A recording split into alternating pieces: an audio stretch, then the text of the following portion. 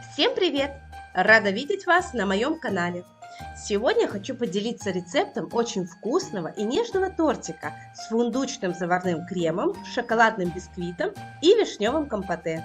Итак, начнем. Первым делом приготовим шоколадный бисквит.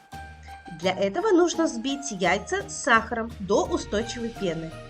Нужно добиться, чтобы рисунок от стекаемой взбитой массы оставлял след на поверхности. У меня на этот процесс ушло 6 минут.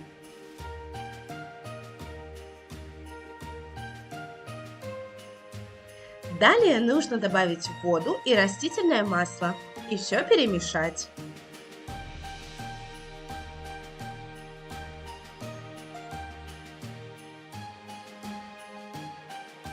В отдельной мисочке смешиваем все сухие компоненты, а именно муку, крахмал, какао и разрыхлитель.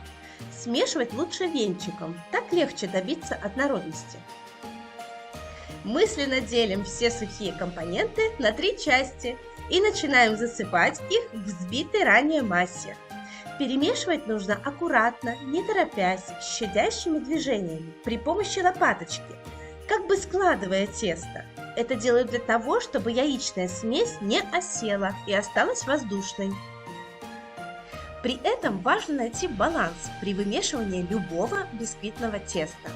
Этот процесс не должен происходить долго, но при этом достаточно, чтобы вмешать таких капризных товарищей, как крахмал и какао. Они всегда норовят остаться где-то в стороне и неохотно смешиваются в общую массу. В целом, для любого бисквитного теста действует правило: всегда лучше его не домешать, чем перемешать. Далее выкладываем тесто в форму диаметром 18 см и выпекаем при 175 градусах где-то минут 30 или до сухой шпажки. Пока выпекается бисквит, приступим к приготовлению вишневого компоте. Для начала подготовим смесь воды и крахмала и отставим сбоку, пусть ждут своего часа. Замороженную вишню нужно положить в сотейник с толстым дном и поставить на очень маленький нагрев. Можно добавить немного водички, буквально грамм 10, чтобы не пригорало. Как только вишня пустит сок, добавляем сахар и мешаем. На этом этапе можно увеличить нагрев. В процессе проверяем, разморозились ли все ягодки. Как только все ягоды разморозились и сахар растворился, вливаем смесь крахмала и воды при постоянном помешивании. После этого нужно дождаться первых бульков и проварить начинку около минуты до загустения. Для охлаждения и стабилизации начинку нужно переложить в мисочку и накрыть пленкой в контакт.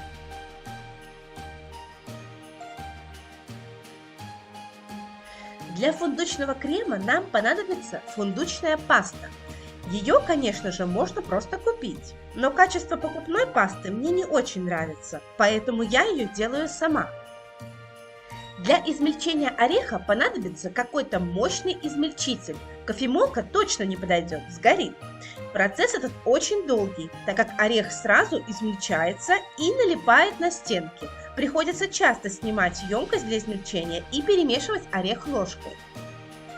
Паста – это измельченный орех с добавлением вкуса ароматических добавок. У меня это мед и соль.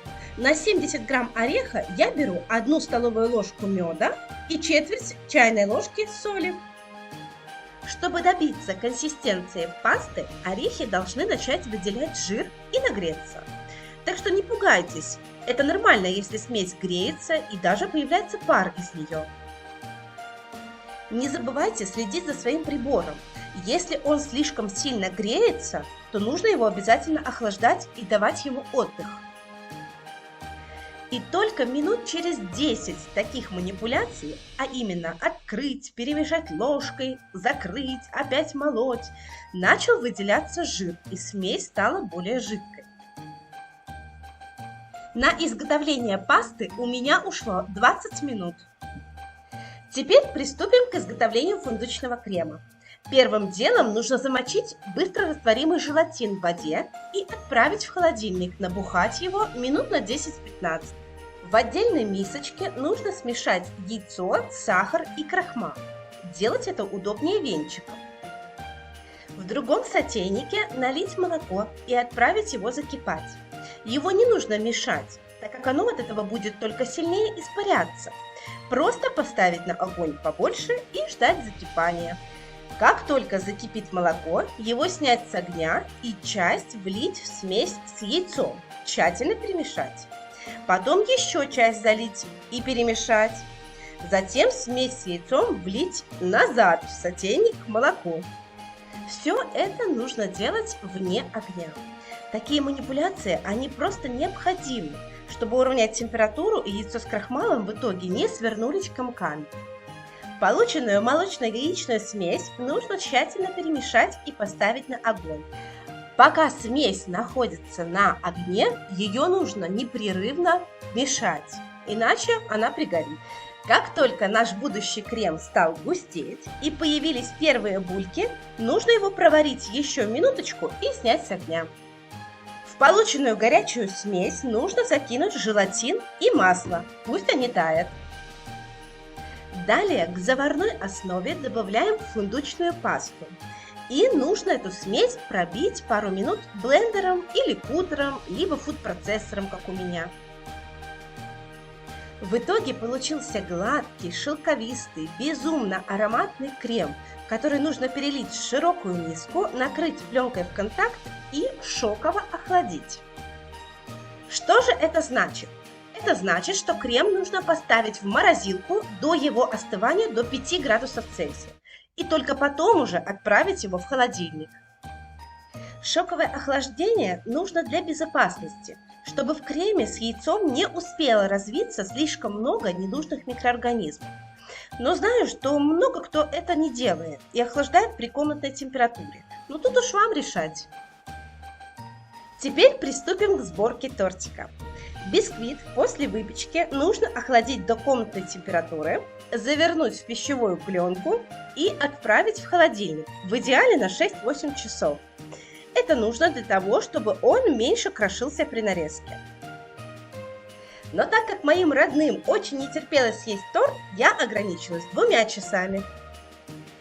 Я режу бисквиты своим любимым способом при помощи обычной нитки. Сначала ножиком делаем насечки по кругу бисквита, в эти насечки размещаем нитку, концы переплетаем и тянем. Получаются ровные красивые коржи. Собираю тортик в том же кольце, в котором выпекала бисквит. Кладу на дно бисквит, пропитываю его. Для пропитки использую смесь воды 70 мл и сахара 1 столовая ложка. Посмотрите, какой красивый крем после охлаждения и стабилизации. Его просто нужно разгладить лопаточкой, и он готов. На корж кладу большую часть крема и разравниваю. Затем накрываю его вторым коржом, пропитываю его и выкладываю остатки крема.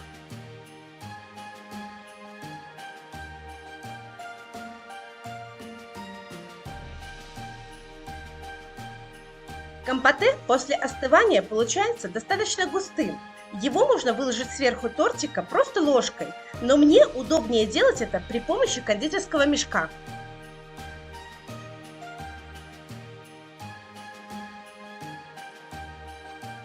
Хорошо бы тортику постоять часиков 6-8 для стабилизации и пропитки, но в моем случае это нереально. Муж его резал уже через 2 часа. Несмотря на такой короткий промежуток времени, тортик все равно сохранил свою устойчивость, а его нежность и сочетание вкусов просто не выразить словами.